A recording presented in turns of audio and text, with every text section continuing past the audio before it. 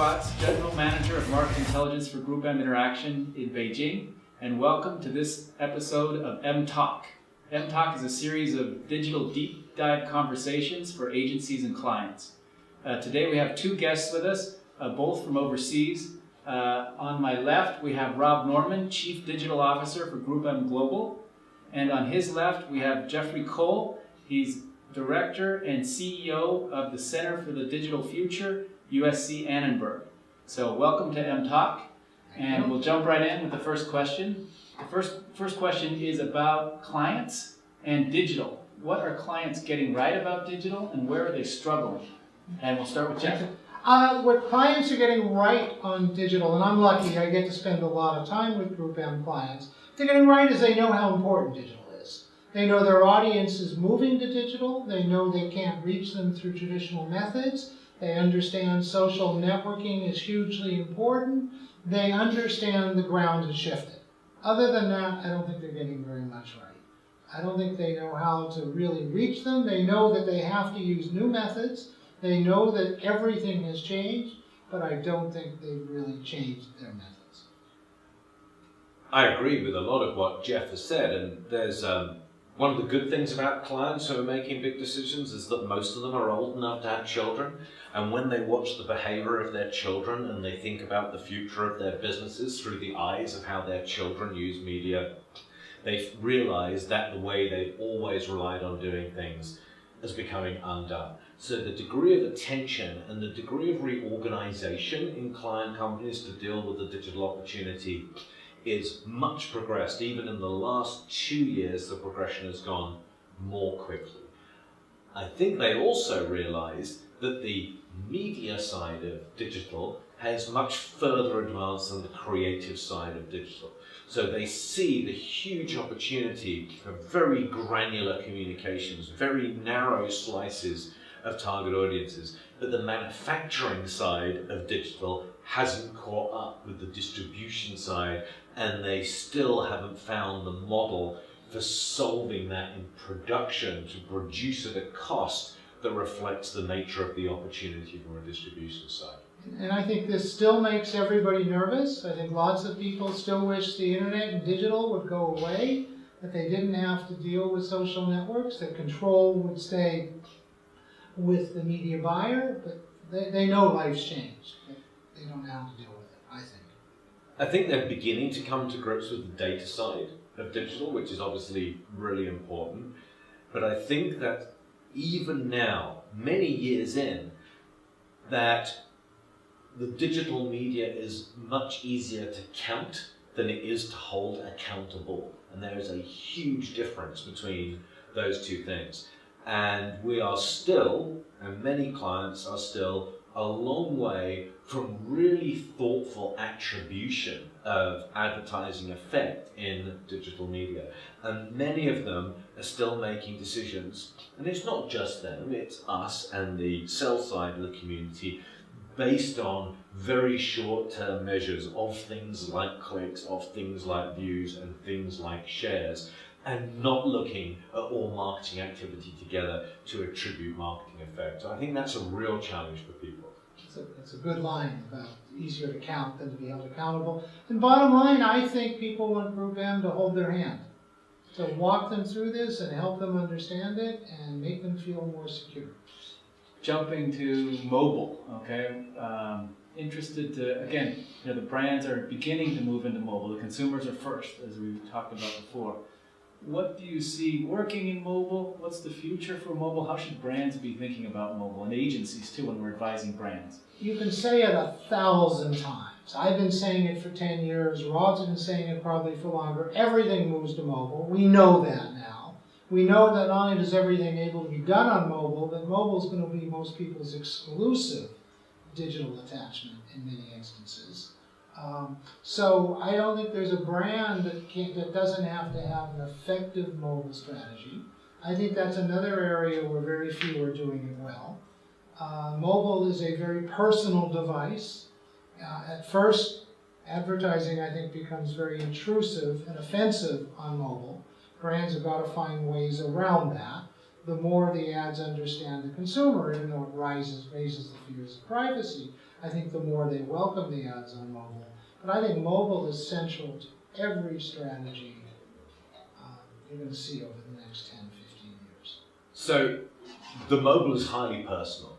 It's a really intimate relationship you have with your phone, and the greater the intimacy and the more personal the environment, the more useful the advertising has to be in order to earn its place. And actually, useful advertising in a mobile environment can be much more powerful than advertising on television. We think it's going to end up as the most effective advertising medium there is, because you can't put it down. Because if you can connect intimacy with social networks and the people around you, with time and with place, and to be location aware, not just of a GPS location, but where you are in relation to other people, to goods and to services, and you can find service-oriented, useful ads in that environment, your ROI of getting people bought into those applications, and I don't mean specifically about apps, but the idea of them becoming used to using mobile and finding mobile advertising actually rewarding, is a terrific opportunity for advertisers.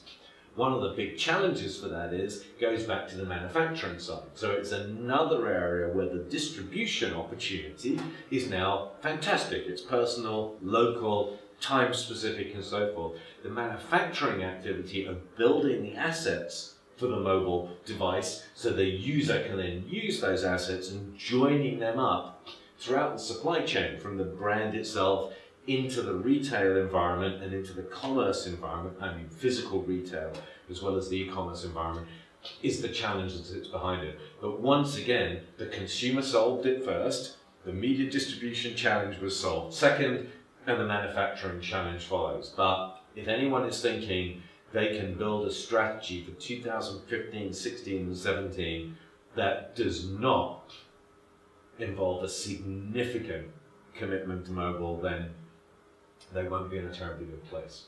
And I think there's going to be a speed bump on the way to mobile. I remember 20 years ago, the first time I called American Express, and they answered the call, "Hello, Mr. Cole, how are you?"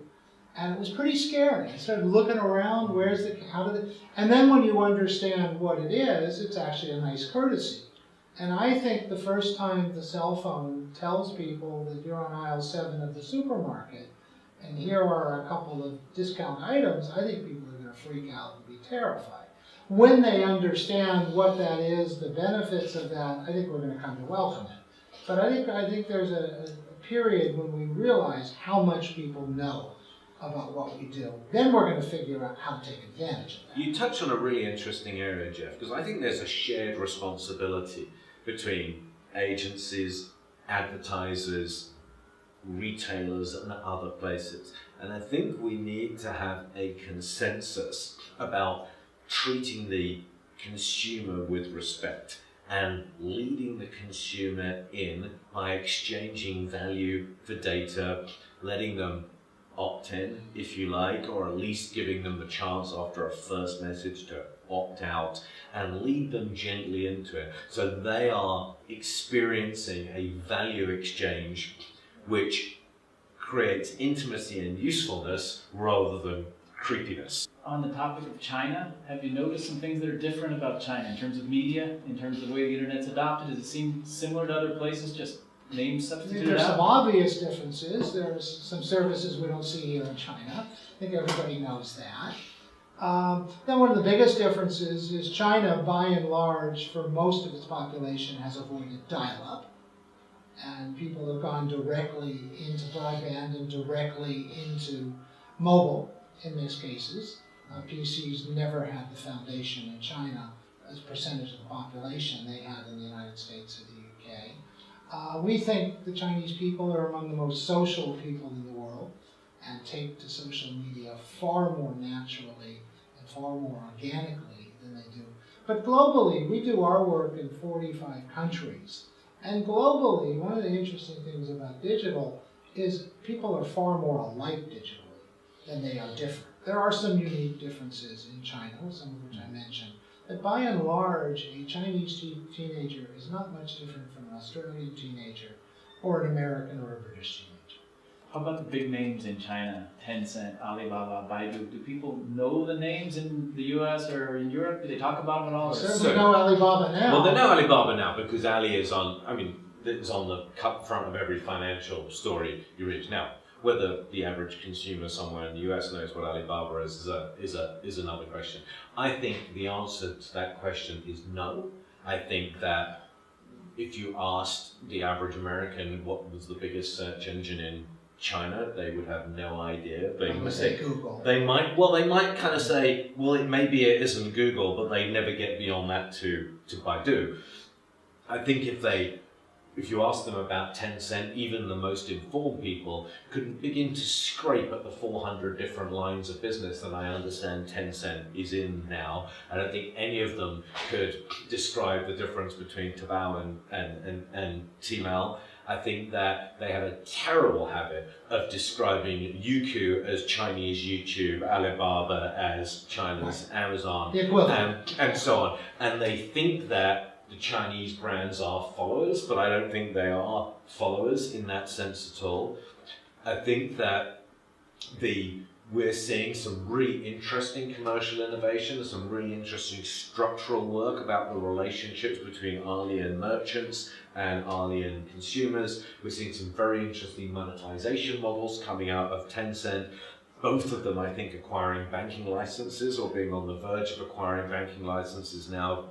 And there's actually an argument that says that in some ways, Ali and Tencent are pushing the envelope, if you like, more than their equivalents in Europe.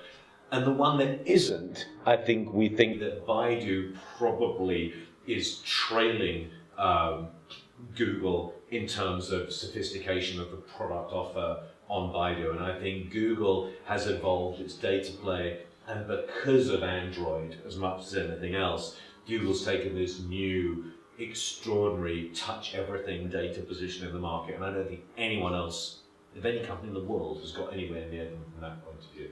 And Westerners just tend to think because many of these types of services and categories of services started in the West first, they therefore must be better, and that the Chinese versions must be derivative. And the truth is, in many ways, they're much better because they've learned from some of the development. Yep. And it won't take long before people queue around the store in the US to buy a Xiaomi phone. We'll look forward to that. This morning, I saw a Lenovo phone, which we have Lenovo laptops, the old IBM. I have not seen till this morning in Beijing a Lenovo phone, and it was extremely impressive.